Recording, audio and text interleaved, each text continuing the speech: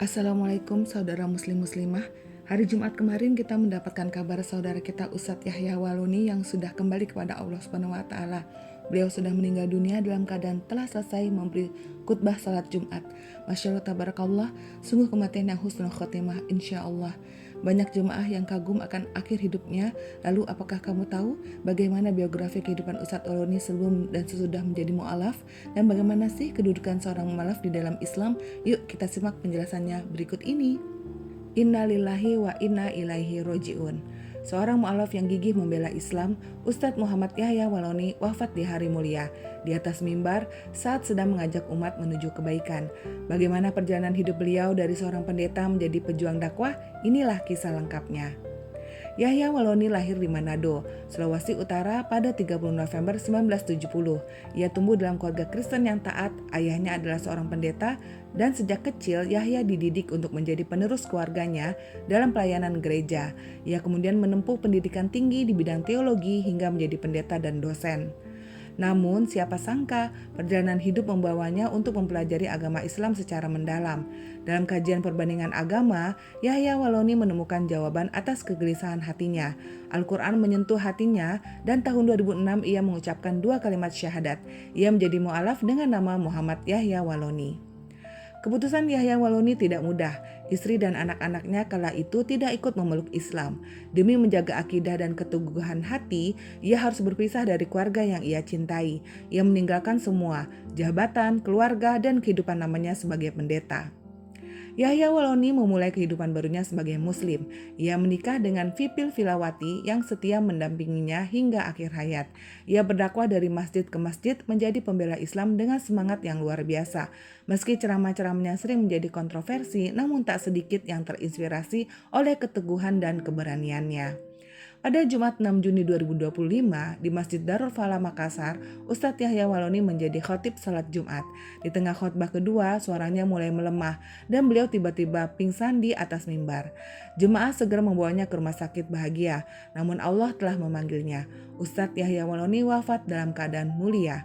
Saat berdakwah di hari yang penuh berkah, jenazahnya dimakamkan di Jakarta pada malam harinya. Semoga Allah menerima seluruh amal dakwahnya, mengampuni dosa-dosanya, dan menempatkannya di tempat terbaik di sisinya. Dari seorang pendeta menjadi mu'alaf, dari seorang pencari menjadi penjuang dakwah, inilah kisah yang mengajarkan kita tentang keteguhan hati dalam mencari kebenaran. Mari kita doakan beliau bersama. Al-Fatihah. Sahabat muslim, tahukah kamu, dalam Islam seorang mu'alaf memiliki kedudukan yang sangat mulia. Allah hapuskan dosanya, Allah muliakan hatinya, dan umat Islam diperintahkan untuk menyambut mereka dengan kasih sayang. Yuk kita bahas bersama betapa mulianya mu'alaf dalam pandangan Islam. Mu'alaf adalah orang yang baru masuk Islam, yang sebelumnya hidup dalam kekafiran. Dalam Al-Quran, mu'alaf disebut dalam ayat zakat. Dan orang-orang yang dilunakan hatinya atau mu'alaf dalam Quran Surat At-Taubah ayat ke-60. Ini menunjukkan bahwa mu'alaf bukan orang biasa. Mereka mendapat perhatian khusus dari Allah dan umat Islam. Allah meletakkan mu'alaf dalam daftar golongan yang berhak menerima zakat.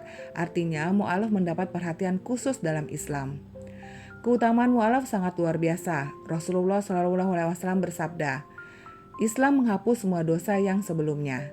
Hadis riwayat Muslim nomor 121. Saat seseorang masuk Islam, semua dosa masa lalunya dihapuskan. Ia seperti bayi yang baru lahir, bersih tanpa beban dosa.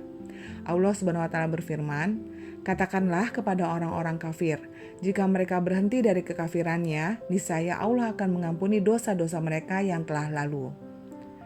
Mu'alaf punya hak-hak yang harus dipenuhi oleh umat Islam. Pertama, mendapatkan bantuan zakat. Kedua, diberi perlindungan dan rasa aman.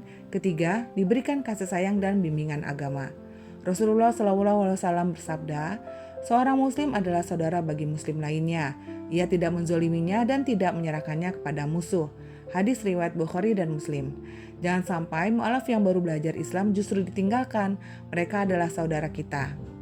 Banyak sahabat Nabi SAW yang dulunya memusuhi Islam, namun setelah masuk Islam mereka menjadi pejuang Islam yang terbaik.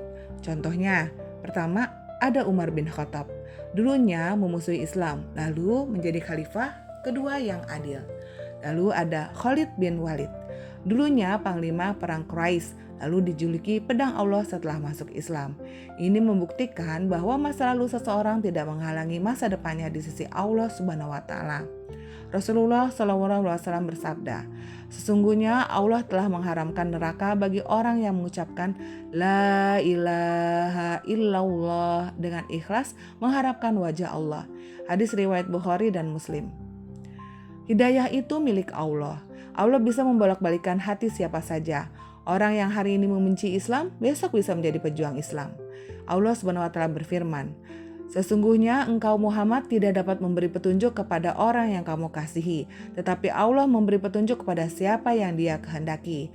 Quran Surat Al-Qasas ayat 56. Tugas kita adalah berdakwah dengan penuh kasih sayang. Urusan hidayah adalah hak prerogatif Allah. Sahabat Muslim, mari kita muliakan saudara-saudara mualaf kita. Mereka telah menempuh perjalanan panjang mencari kebenaran. Semoga kita menjadi umat yang saling menguatkan dan saling mencintai karena Allah. Amin, Allahumma amin ya mujibas sa'ilin. Demikian ilmu yang bisa aku share pada kajian kali ini. Terima kasih sudah mengikutinya. Akhir kalam, mari kita ucapkan doa kafaratul majlis. Subhanakallahumma wa bihamdika asyhadu alla ilaha illa anta astaghfiruka wa atubu ilaik. Semoga Allah mengampuni semua dosa-dosa kita dan menerima semua amal soleh kita. Amin. Wassalamualaikum warahmatullahi wabarakatuh.